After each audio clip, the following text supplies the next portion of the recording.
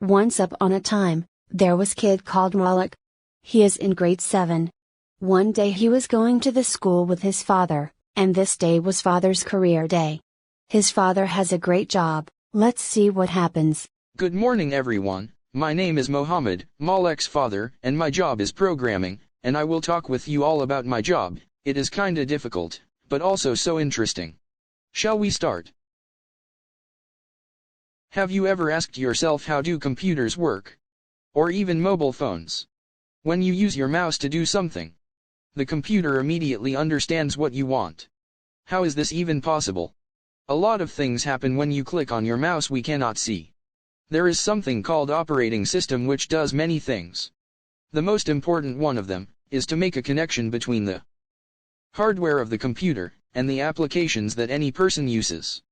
This explains how the computer understands you by just clicking on your mouse. One child raised his hand. When I am not using any program on my computer, what is happening to the program? Any program on your computer stays passive until you use it. So it changes into something we call it process.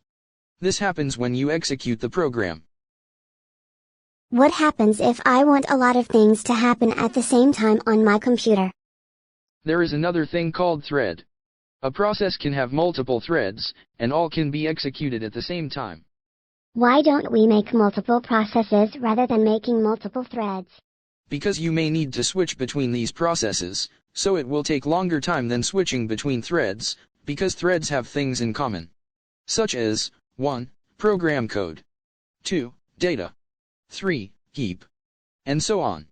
While processes doesn't share anything with each other, as each one has its own PCB, that refers to process control block.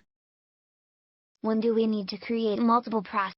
There are 4 principal events that cause creating of processes. They are 1. System initialization, 2. Execution of a process creation system call by a running process, 3. A user request to create a new process, 4. An initiation of a batch job.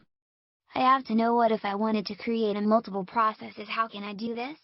A single process can create several new processes by using something called create process system call. This happens during the execution time. This sub-process is called child process, and the creating process is called parent process.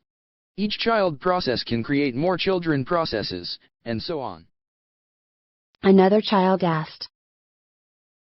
So we can create several processes or several threads. What are the recommended cases to create a new thread rather than a new process?